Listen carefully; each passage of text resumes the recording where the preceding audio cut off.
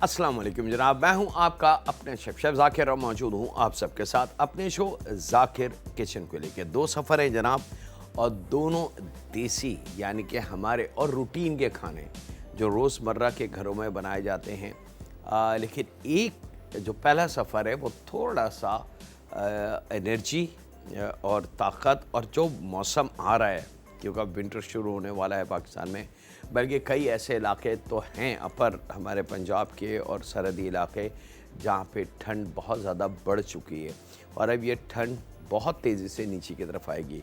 और नवंबर, दिसंबर, जनवरी तो माशाल्लाह ठंड का होता है अल्हम्दुलिल्लाह। तो उसके हिसाब से थोड़े से खानों में हमने चेंजिंग करनी पड़ती है और ऐसा मुमकिन नहीं है कि जो खाना हम गर्मियों में खाएं वो ही हम सर्दियों में खाएं, या जो खाने हम सर्दियों में खाएं वो हम गर्मियों में खाएं। तो ये पॉसिबल नहीं है। सर्दियों के सौगात गरम गरम सूप, मूंगफली, मेवेजात सबको मालूम है। ये चीज़ हम गर्मियों में, जून जुलाई की गर्मियों में अगर किसी मेहमान के आगे आप सूप का प्याला रख दें तो वो शायद मुस्कुराएगा ज़रूर। कितनी तेज़ गर्मी और उसमें सूप। लेकिन अगर यही सूप आप दिसंबर की कड़कती ठंड में सामने रख दें तो एक प्याला यानी कि बड़ा वाला वो कम रहेगा। तो ये एक फितरत है इंसान की कि मौसम के हिसाब से वो अपने खानों को चेंज करता है और फिर वो बहुत ज़्यादा कीमती स्टेप रहता है। और सर्दियों में हेल्थ की अगर हम बात करते हैं तो वो बहुत कीमती है। और हेल्थ नॉर्मल भी अगर हम एहतियात से अपने खाने पीने पे तवज्जो रखें और एक हेल्दी खाने को हम फ़ौक़ियत दें तो वो बहुत बेहतर है हमारे लिए। बास घरों में खाने पे अहमियत या खानों पे तवज्जो नहीं दी जाती, बल्कि बस वो खाना होता है। लेकिन मैं गुजारिश करूँगा अपनी उन फैमिली मेम्बर से जो खानों पे तवज्जो नहीं देते कि आखिर खाना कैसा खाना चाहिए। क्योंकि हेल्दी फूड का नाम तो हम बहुत सुनते हैं, लेकिन क्या हमें अंदाज़ा है कि हेल्दी फूड बोलते किसको हैं, कहते किसको हैं। मौसम के हिसाब से जिन खानों को चेंज किया जाए वो हेल्दी फूड की तरफ आता है। और हेल्दी फूड में अब आपने अपना अगर लेबॉरेटरी टेस्ट करवा लिया तो आपको अंदाज़ा होगा कि आपका नमकियात बॉडी में कितनी है, या कोलेस्ट्रॉल कितना है, या आपका ब्लड प्रेशर कैसा है। तो उसके हिसाब से अगर आप खाने को तरतीब दे लें तो वो बहुत कीमती है। मिसाल के तौर पे अगर किसी फैमिली मेम्बर को शुगर है और आप खूब आइसक्रीम, फालूदे और मीठी मीठी चटनियाँ उनको देना शुरू करें तो यकीनन वो उनके लिए जहर है। तो थोड़ी सी खाने में एहतियात, और उस एहतियात के साथ ही जब खाने को हम तरतीब देते हैं तो हम बड़े मतलब सिंपल वर्ड्स में हेल्दी फूड उसको कहते हैं। और फिर ज़मीन की सब्ज़ियाँ, ज़मीन की जो ऊपर की हरी सब्ज़ियाँ हैं वो। चलें जनाब, बिस्मिल्लाहिर्रहमानिर्रहीम। बातें बहुत सारी होती रहेंगी। यहाँ पे स्पेशल आज सर्दियों के हवाले से हेल्दी फूड के हिसाब से पहला सफ़र है मेरे पास। और यहाँ पे जनाब मलमल का कपड़ा हमने लेना है। और मलमल का कपड़ा आपको आसानी से हर जगह मिल जाएगा। ख़ास तौर पे मलमल का कपड़ा मुझसे किसी ने कहा कि अच्छा कोई स्पेसिफिकली शॉप बता दें जहाँ पे ये मिल जाए। तो आप सुन के शायद आपको हैरत हो कि मलमल का कपड़ा जो रंग बेचते हैं, कलर, हर इलाके में, हर शहर में, हर मोहल्ले में कलर वाले की दुकान होती है, छोटी हो या बड़ी हो, उनके पास मलमल का कपड़ा हर सूरत में होगा। तो बजाय आप लेफ़्ट एंड राइट या इधर उधर कहीं भागने के, आप उन कलर वालों से अगर मलमल का कपड़ा ले लें तो वो परफेक्ट रहेगा। अच्छा जनाब, इसी में से हम एक इसकी डोरी बना लेते हैं ताकि वो हमारे इसको बांधने के काम आए। ये आ गई जनाब डोरी। और यहाँ पे अच्छा, मलमल का कपड़ा क्योंकि बहुत बारीक होता है तो कोशिश कीजिएगा इसको कभी भी सिंगल यूज़ ना करें, डबल करके यूज़ करें।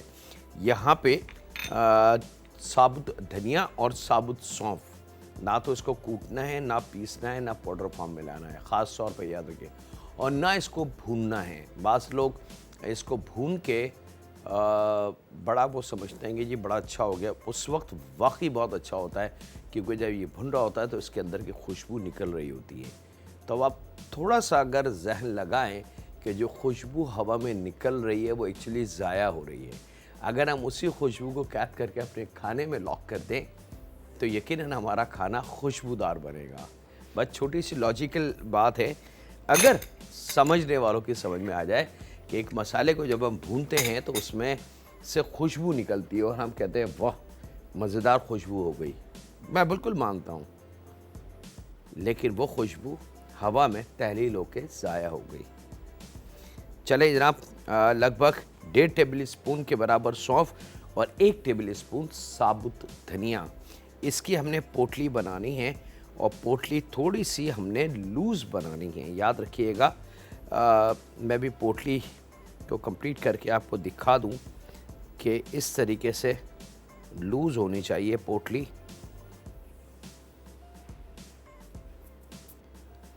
और इसका डबल नॉट लगा दें इसके ऊपर ताकि ये खुल ना जाए। और उसके बाद ये एक्सेस जितनी मलमल का कपड़ा है ये आप निकाल सकते हैं। अब आप देख सकते हैं कि बाज़ घरों में पोटली जो है वो इतनी टाइट करके बना दी जाती है, तो इसका बनाना ना बनाना बेकार है। पोटली को इतना लूज़ होना चाहिए कि जब ये धनिया और सौंफ पके तो इसका अरोमा ग्रेवी के अंदर या हमारे खाने के अंदर बहुत अच्छा सा आ जाए। चलें जनाब, ये पोटली हमारे पास रेडी। 2 अदद हम ले लेते हैं बिस्मिल्लाहिर्रहमानिर्रहीम प्याज, और इसको हमने स्लाइस कर लेना है।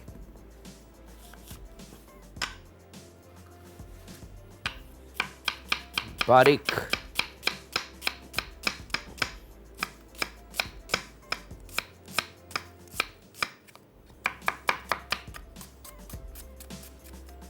और 2 अदद प्याज के बाद इसको पैन में रख के स्लो आंच पे हमने फ्राई करना है, लेकिन ज़रा सा भी कलर नहीं देंगे, सिर्फ इसका कच्चापन प्याज का दूर होगा।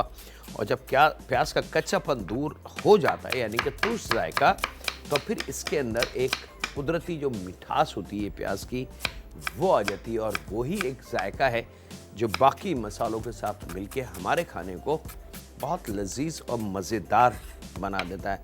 लेकिन अगर कच्ची प्याज के साथ हम खाना बनाते हैं तो उसका जायका थोड़ा सा स्ट्रॉन्ग रहेगा। चलें जनाब, प्याज हमारी परफेक्टली रेडी। यहाँ पे ले लेते हैं एक पैन,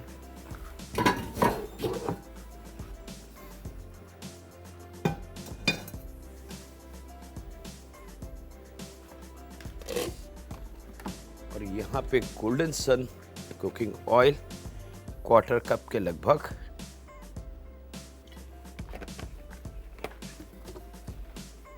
और बिस्मिल्लाहिर्रहमानिर्रहीम फ्लेम को करेंगे ऑन, और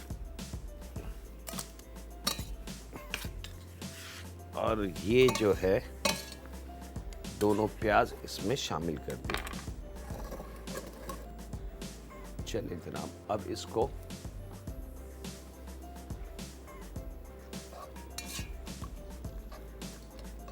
याद रखिएगा, प्याज को हमने ज़रा सा भी जलाना नहीं है, ब्राउन नहीं करना, ब्लैक नहीं करना, ज़रा सा भी तेज़ कलर नहीं है। सिर्फ प्याज का जो तुर्श पानी है उसको हमने थोड़ा सा ड्राई करना है। वो भी जैसे ही ये पकने का अमल शुरू होगा तो आप देखेंगे कि इसमें से स्टीम और भाप आपको नज़र आएगी, और वही पानी की उसकी भाप होती है, प्याज के जो कुदरती पानी है उसकी, और वो जैसे निकल जाएगी तो हम अपना अगला स्टेप उठा के कुकिंग की तरफ लेके चलेंगे। यहाँ मोटी हरी मिर्च 3 अदद, 2 अदद, 3 अदद आप ले सकते हैं, और इसको 1 की 2 कर लें ऐसे, या लंबाई में, वो आपकी ऑन चॉइस है जनाब। और यहाँ पे वक्त है एक छोटे से ब्रेक का, तो कहीं नहीं जाते, मुलाकात करते हैं लम्हों के ब्रेक के बाद।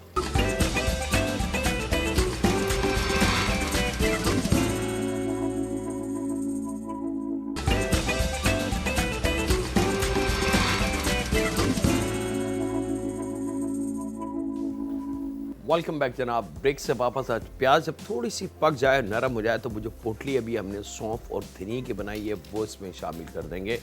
और उसके साथ इसके अंदर थोड़ा सा खड़ा गरम मसाला, जिसमें बे लीव ले लें, अगर छोटे पत्ते हों तो 2 या 3 पत्ते इसमें शामिल कर दें। बड़ी वाली इलायची 2 से 3 अदद, छोटी वाली 4-5, और लौंग ले लें तकरीबन 10-12 दाने। दालचीनी 1 1.5 इंच का टुकड़ा तोड़ लीजिएगा, और क्वार्टर चाय की चमची साबुत काले मिर्च, ये हमने शामिल करके खड़ा गरम मसाला, साथ में ये जो हरी मिर्च हमने काटी थी ये हमने शामिल कर देनी है। अब स्लो आंच पे इसको हमने थोड़ा सा फ्राई करना है। याद रखिएगा, पोटली मैं आपको दिखा दूं, ये रही पोटली जो इसी प्याज के साथ अंदर मौजूद है। अब इसकी खुशबू, वो खुशबू जो हम मसाला धनिया और सौंफ को भूनने में पूरे किचन में महकती है, वो खुशबू एक्चुअली ज़ाया हो रही है। उसको हमने पकड़ना है इस प्याज के साथ, इस गरम मसाले के साथ, इस हरी मिर्च के साथ कैद करना है इस ऑयल में, वो खुशबू खूब अच्छी तरीके से रच बस जाए। और फिर जब हम खाना बनाएंगे तो खाना हमारा कुदरती तौर से खुशबूदार बनेगा।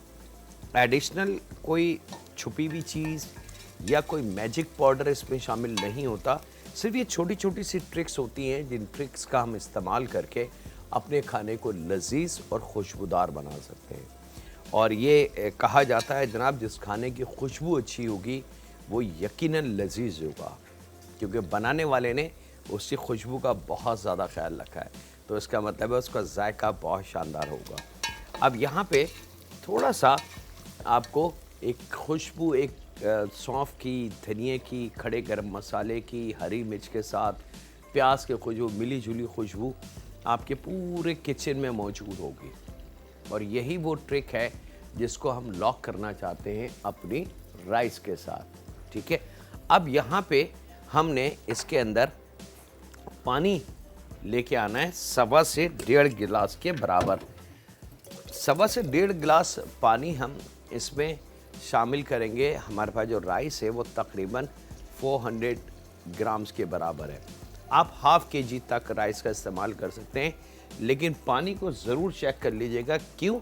उसकी वजह यह है कि हो सकता है कि जो राइस आप इस्तेमाल करें वो नया राइस हो तो वो पानी कम पिएगा, और ये भी पॉसिबल है कि वो बहुत ही अच्छा पुराना राइस हो तो वो पानी को ज़्यादा पिए। तो ये ऊंच नीच थोड़ी सी हमने खुद फिज़िकली चेक करनी है। जब खूब अच्छी खुशबू आने लगे तो 1.25 से 1.5 गिलास पानी इसमें हमने शामिल कर देना है। और अब इसके अंदर हमने शामिल करना है नमक। अब क्योंकि हमें कंप्लीट उसका वॉल्यूम हजम नज़र आ चुका है, तो उसके हिसाब से हमने इसमें नमक शामिल करना है। और जहन में ये बात रखेंगे कि इसमें राइस अभी जाना बाकी है, तो यहाँ पे उसके हिसाब से हमने नमक शामिल कर देंगे। और अब जो है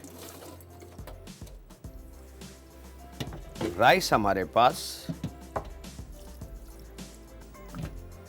1 घंटा पहले के भीगे हुए,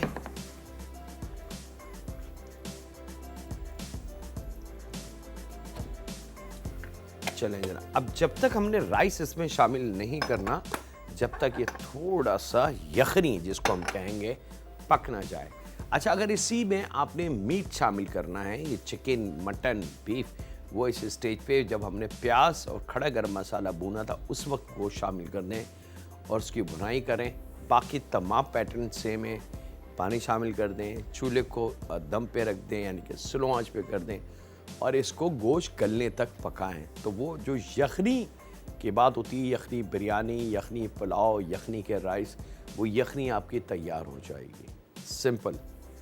मतलब इसके लिए ऐसा नहीं है कि कोई एडिशनल चीज़ हमें करनी पड़ेगी या कोई ऐसा काम करना पड़ेगा कि नहीं जी यखनी तो बड़ी मुश्किल काम है और बड़ी मेहनतों से बनाई जाती है और पूरी रात का काम है या पूरे दिन का काम है। ये सब फजूल तरीन बातें हैं। कुकिंग बहुत सिंपल है, और उसको अगर हम बड़े आसानी के साथ समझ लें तो फिर कुकिंग करना, अच्छे से अच्छे खाने बनाना हमारे लिए लम्हों का काम होता है। लेकिन अगर हम समझ नहीं पाएँ, हम उसको, उसके आइडिया को, उसकी लॉक ना करें अपने दिमाग में, और हम रट्टा लगाने की कोशिश करें तो रट्टा हमेशा आपको बेइज्जत कराता है, कभी भी आपको कामयाबी नहीं मिलेगी। और किसी नसीब से अगर आप पहुंच भी गए अपनी मंजिल तक, यानी कि अपनी सीट तक, तो वहाँ फिर आप बेकार होंगे, क्योंकि आप रट्टा लगा के आए थे, बाकी दुनिया की चीज़ें आपको नहीं पता।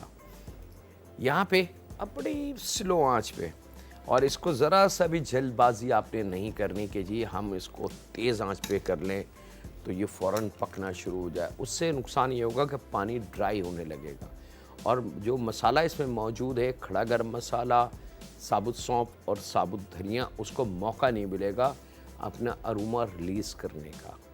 थोड़ा सा गर्म पानी में भीगे, थोड़ा सा पके, दम वाली कंडीशन में, तो उसकी खुशबू निकलना शुरू होगी और वो एक दूसरे से बहुत अच्छी तरीके से मैच हो जाएगी। अब वो जैसी खुशबू आने लगी कि हम ये भीगे हुए राइस शामिल करके वो खुशबू अपने राइस में कैद कर लेंगे। अच्छा, यहाँ पे याद रखिएगा, थोड़ा सा पकने के बाद खुशबू जैसी आना शुरू हो, तो अब अगर आपने 10-15 मिनट इसको पका लिया, ये सोच के कि ज़रा खुशबू और बढ़ जाए, तो वो आप नुकसान में चले जाएंगे, क्योंकि वो खुशबू एकदम पकने के साथ ही आएगी और चंद लम्हों में वो खुशबू गायब हो जाएगी। फिर आप लाख कोशिश करते रहें कि इसमें सब खुशबू आ जाए, खुशबू नहीं आएगी। तो बस पकाना शुरू करें, जैसे ही पानी हल्का सा गर्म होगा, खुशबू स्टार्ट हो, और वो स्टार्ट खुशबू फ़ौरन राइस शामिल करके उसको लॉक कर दें, ताकि वो जो अब खुशबू रिलीज़ होगी मसाले में से, हीट की वजह से, गर्म पानी की वजह से, यखनी की वजह से, वो निकल के हवा में ज़ाया ना हो, बल्कि राइस उसको अपने अंदर समाना शुरू कर दे। और फिर राइस का एक एक दाना खुशबू से महक रहा होगा। ठीक है।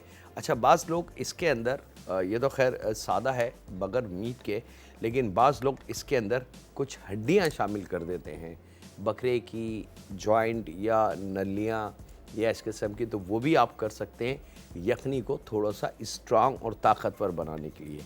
और यहाँ पे जनाब अब ये स्लो आंच पे पक रहा है, इसको बिल्कुल नहीं छेड़ना। वक्त एक छोटे से ब्रेक का, तो कहीं नहीं जाते, मुलाकात करते हैं लम्हों के ब्रेक के बाद।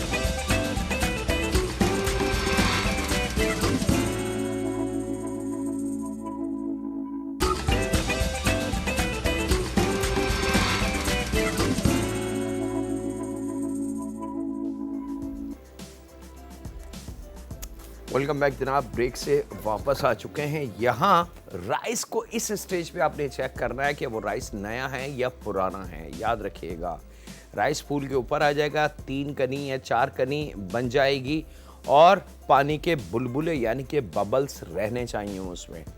लेकिन अगर 3 कनी आ जाए और पानी का एक भी बुलबुला नहीं है, तो आप समझ जाएं कि राइस ने पानी बहुत ज़्यादा पी लिया। अब थोड़ा सा पानी एडिशनल, बगैर डर के, बास लोगों के दिल में डर है और कुकिंग को इतना बड़ा करके आपके सामने पेश करते हैं कि आप डर के भाग जाएं कि नहीं भैया हमारे बस की बात नहीं। बगैर डरे सादा पानी ऐसे उठाएं और ये थोड़ा सा ड्रॉप। Thank you. ना पानी को पकाने की ज़रूरत है, ना पानी को उबालने की ज़रूरत है, ना पानी को कुछ और करने की ज़रूरत है, क्योंकि हम कंटिन्यू कुकिंग की तरफ चल रहे हैं। अब यहाँ पे जनाब 20-25 ग्राम साबुत पिस्ते डाल दें, 20-25 ग्राम बड़ी वाली जो किशमिश है, रेज़िन जिसको हम कहते हैं ईरानी, वो अखरोट ले लें, थोड़े से वो डाल दें, थोड़े से काजू डाल दें और थोड़े से बादाम। अब ये आ गया है जनाब हेल्दी फूड और सर्दियों की सौगात। याद रखिएगा, सर्दियों की सौगात। और यहाँ पे इसको हम दे देंगे दम वाली कंडीशन पे। और अब हम चलते हैं जनाब एक फ़ोन कॉल्स पे। हेलो। हेलो जी, अस्सलाम वालेकुम। वालेकुम सलाम। शेफ जाकिर बात कर रहे हैं? जी जाकिर बात कर रहा हूँ, बात कीजिए। अच्छा जी, एक तो आपका प्रोग्राम मुझे बहुत अच्छा लगता है, जो भी मैंने आपकी रेसिपीज ट्राई की हैं वो बहुत अच्छी हैं। बहुत और शुक्रिया। सबसे अच्छी बात जो मुझे आपकी लगती है, वो जो आप बेटियों के लिए खसूसी जो दुआ करते हैं एंड पे, वो मुझे बहुत पसंद है। तो प्लीज़ मेरी बेटियों के लिए भी ज़रूर दुआ कीजिएगा। आमीन। और एक फरमाइश मैंने करनी थी जी। जी दीजिए फरमाइश। कुछ अर्सा पहले मैंने टर्किश कबाब खाए थे, तो वो खैर उधर ही खाए थे, बट यहाँ मैं नहीं देख सकी कहीं पे भी। तो अगर उसकी रेसिपी आप बनाएं किसी दिन वो बहुत मुझे पसंद है। चलें जी, इंशाअल्लाह ताला ज़रूर जनाब पूरी कोशिश करेंगे कि टर्किश कबाब आपके लिए बने। बहुत शुक्रिया जी आपकी कॉल का। अच्छा जनाब, अब इसको हमने दम पे रख देना है, याद रखिएगा। कंटिन्यू कुकिंग हम कर रहे हैं, तो यहाँ इस सादे पुलाव का जो दम का टाइमिंग होगी वो 8 से 10 मिनट है, इससे ज़्यादा हमने जंप नहीं करना, ठीक है? परफेक्टली। अब हम आ जाते हैं अपने दूसरे सफ़र की तरफ। दूसरा सफ़र है हमारे पास, बहुत सारे नाम हैं जनाब इस वेजिटेबल्स के, और कुदरती तौर से ये बहुत ताकतवर है। अगर मैं इसकी डिटेल आपको बताने की कोशिश शुरू कर दूं तो शायद मेरे शो का वक्त गुजर जाए। अल्लाह ताला ने इस छोटी सी वेजिटेबल में, कासी फल भी इसको कहते हैं, कद्दू भी कहते हैं, पम्पकिन भी कहते हैं, इसके बहुत सारे नाम हैं। अल्लाह ताला ने इतनी ताकत रखी है इसमें कि हम और आप अगर समझने की कोशिश करें तो शायद ना समझ सकें। आपके हाथों में माशाल्लाह मोबाइल है, नेट मौजूद है, आप उस पर पम्पकिन लिख के सर्च कर सकते हैं। गोरा, जिसको नहीं पता कि ये क्या है, लेकिन आप फ्रेंच सूप को अगर सर्च करेंगे तो उसमें पम्पकिन सूप आपको मिल जाएगा। ये रोस्ट चिकन के साथ सर्व करते हैं, ये रोस्ट बीफ के साथ सर्व कर सकते हैं। ये इतने कॉन्टिनेंटल खानों में इसका इस्तेमाल है कि हम और आप शायद एक भुजिया के अलावा इसको कुछ और नहीं जानते। तो पूरी दुनिया में इस्तेमाल होती है। इसके साथ ही वक्त एक ब्रेक का। मिलते हैं लम्हों के ब्रेक के बाद।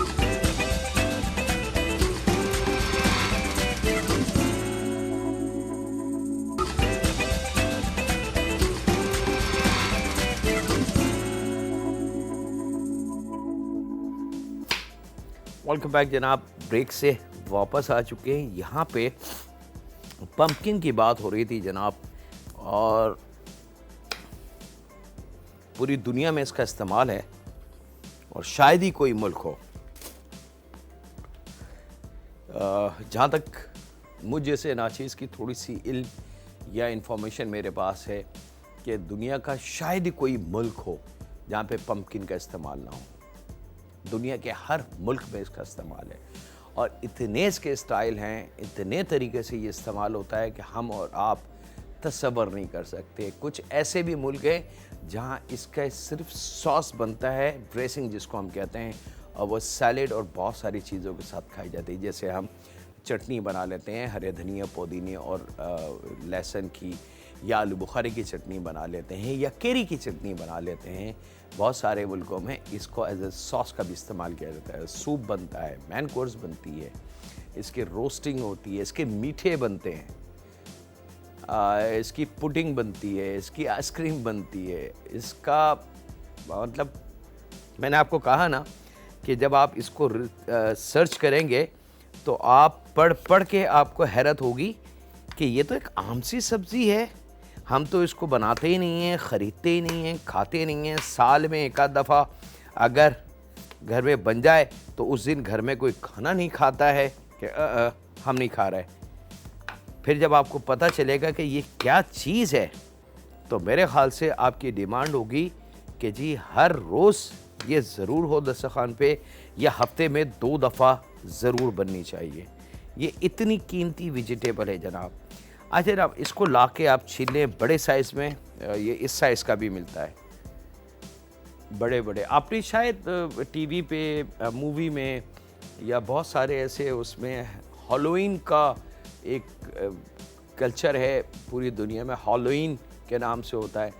तो पम्पकिन, पुराने ज़माने की कहानियाँ, परियों की कहानियाँ, वो बड़ा सा पम्पकिन है, उसके अंदर वो घोड़े के साथ, ये तमाम, तो ये इसकी स्टोरी कई हज़ार साल पहले की चली आ रही है। ये ऐसा नहीं कि आज या कल की सब्ज़ी है। ट्रेडिशनल सब्ज़ियाँ जिसको हम कहते हैं, जो वजूद में सबसे पहले आई थी कि हाँ जी ये वेजिटेबल हम खा सकते हैं। और सबसे कीमती बात जो मुसलमानों के लिए है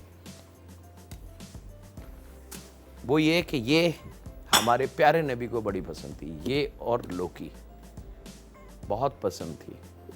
चलें जनाब, एक कॉलर है, उनसे बात करते हैं। अस्सलाम वालेकुम। अस्सलाम वालेकुम जाकिर भाई, कैसे हैं आप? अल्लाह का शुक्र जी, मैं बिल्कुल ठीक ठाक हूँ। जाकिर भाई आपकी बहुत बड़ी फ़ैन हूँ। आपका प्रोग्राम बहुत बहुत बहुत बहुत और बहुत ज़्यादा शौक से देखती हूँ, बहुत इंजॉय करती हूँ आपके प्रोग्राम को। लेकिन आज आपसे एक मुझे शिकायत है बहुत ज़्यादा ना। बिल्कुल कीजिए जनाब। जाकिर भाई मैंने आपसे कब से फरमाइश की हुई है चिकन टिक्का बिरयानी और करेलों की, आपने वो पूरी नहीं की अभी तक।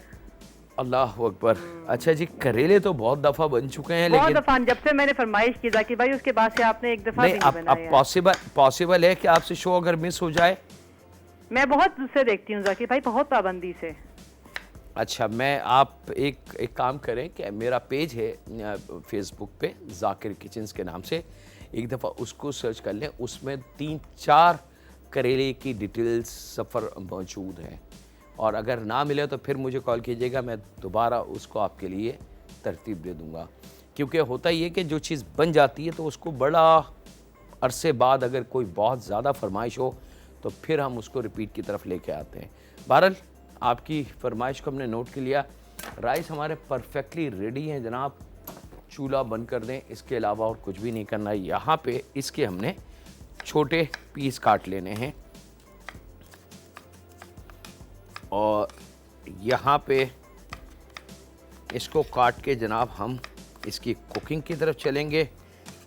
और आपसे इजाज़त लें एक छोटे से ब्रेक की, तो कहीं नहीं जाएंगे। मुलाकात करते हैं लम्हों के ब्रेक के बाद।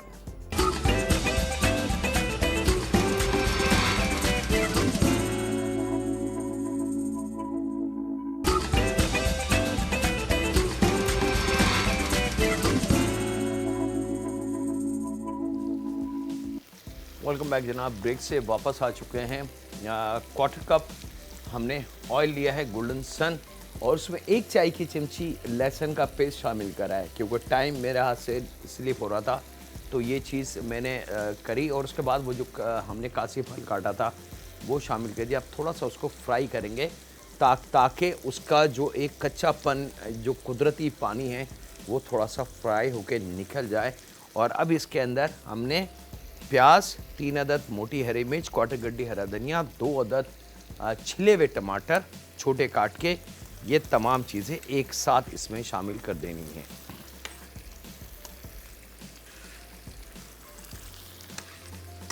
चलिए जनाब, ये शामिल, और इसको आपने अब मिक्स कर लेना है अच्छी तरीके से।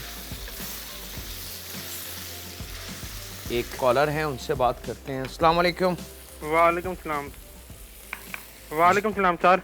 जी भैया, बात कीजिए। आपका क्या हाल है? अल्हम्दुलिल्लाह, मैं बिल्कुल ठीक ठाक हूँ। आप खाने बहुत, चुप करो, हाँ, आप खाने अंकल बहुत अच्छे बनाते हैं। बहुत शुक्रिया। और नारकली बिरयानी की फरमाइश करनी थी। जी भाई, फरमाइश कीजिए। फरमाइश नारकली बिरयानी की करनी थी। कौन सी? नारकली बिरयानी। अनारकली बिरयानी। चले जी, इंशाअल्लाह ताला। बहुत शुक्रिया, अपना ख्याल रखिएगा। अच्छा जनाब, सब्ज़ी शामिल करने के बाद अब इसके अंदर कलौंजी शामिल करेंगे, क्वार्टर चाय की चमची, 1 चाय की चमची कुटी लाल मिर्च, आधी चाय की चमची गरम मसाला पिसा, आधी चाय की चमची अजवाइन, और आधी चाय की चमची हल्दी। ये शामिल करके जायके के हिसाब से इसमें हमने नमक शामिल करना है। नमक शामिल करके इसको थोड़ा सा मिक्स करेंगे।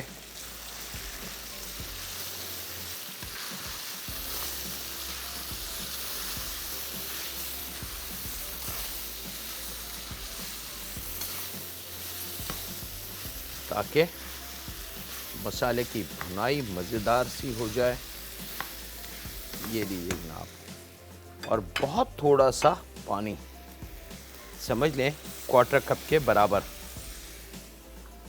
क्वार्टर कप से थोड़ा सा भी अगर ज़्यादा भी हो जाए तो कोई वो खुदा न खासा ऐसा नहीं है कि ख़राब हो जाए।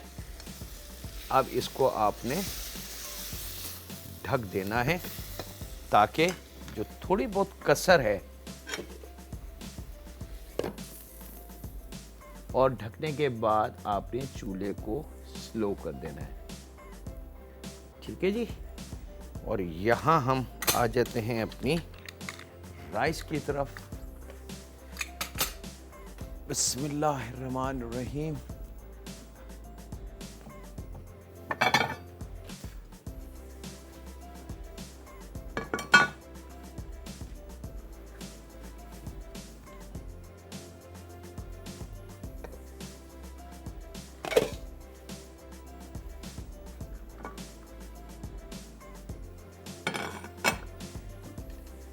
मेवे तमाम के तमाम एक साइड में कर दें।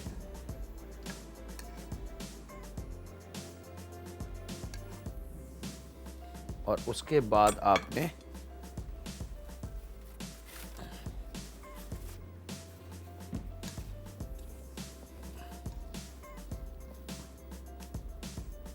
अब ये इतनी मज़ेदार इसकी खुशबू है तमाम मसालों की कि बगैर किसी चीज़ या इजाफी किसी चीज़ के शामिल करने से बेहतर। और ये आखिर में मेवे जो हैं जो हमने बचाए थे ये ऑन टॉप लीजिए जनाब। ये आ गया आपके मज़ेदार राइस। और बिल्कुल आखिर में थोड़े सा खोया मंगवा लें, कलाकंद मंगवा लें, खोया मंगवा लें, रबड़ी मंगवा लें, बर्फ़ी मंगवा लें। जो चीज़ आपके बच्चों को या आपके मेहमानों को पसंद हो वो इसमें शामिल करके और सर्व कर दें। और पंजाब में ज़्यादातर इस किस्म के राइस पे लोग चीनी डाल के खाते हैं, तो वो भी एक तरीका है जनाब। मेरा इत्तेफाक हुआ नमकीन पुलाव में खूब सारी चीनी इन्होंने डाली और खाई, तो मैंने बोला ये क्या कहना कि जी ये ट्रेडिशनल है, तो मैंने बोला शायद पॉसिबल है। हर कल्चर का एक अपना है। अच्छा जनाब, अब इसकी आपने मिक्सिंग करनी है और गल जाने की सूरत में याद रखिएगा। अच्छा, कद्दू या कासी फल या पम्पकिन, और भी इसके नाम हैं बहुत सारे, बहुत नरम होता है ये, हल्की सी भाप और हल्के से पकाने में ये गल जाता है। अगर अब वो जो बात होती है कि जी कासी फल का भुर्ता, तो ये सेम भुर्ता तैयार है, आप इसको कुचल लें, भुर्ता तैयार हो गया। उसके पराठे बना के वो बनाएं, रोटी बना के वो सर्व करें, कचौरी बना के सर्व करें, बहुत सारे। ये आपकी कासे फल की भुजिया परफेक्टली रेडी है। इसको मैं डिश आउट कर लूँ जनाब।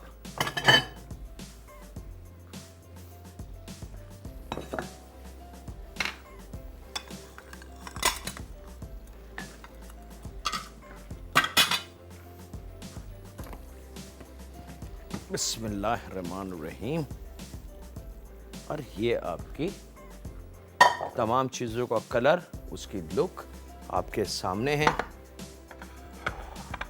कॉम्बिनेशन। इसके साथ ही वक्त हुआ है जनाब आपसे इजाज़त लेने का। अपने घर वालों का, दोस्तों का, बुज़ुर्गों का, बच्चों का और बेटियों का बहुत ज़्यादा ख्याल रखें और दुआ करते रहें उस खालिक मालिक, उस परवरदिगार से कि ऐ रब तूने रहमत दी बेटी की सूरत में, बस बरकत भी दे दे बेटी की सूरत में। और ए रब हमारी बेटियों को अक्ल शऊर अता फरमा कि वो अपना भरोसा जीत सकें अपने माँ बाप का, अपने बहन भाइयों का, अपने शौहर का और अपने ख़ानदान वालों का, क्योंकि बेटियों के पास सिर्फ भरोसा होता है और कुछ भी नहीं होता। और ए रब हमारी बेटियों की हिफाजत फरमा, रहम फरमा हम पे, हमारे माँ बाप पे, हमारी औलाद पे, क्योंकि तू रब है और तू ही रहम कर सकता है। अल्लाह हाफ़िज़ होने के बाद।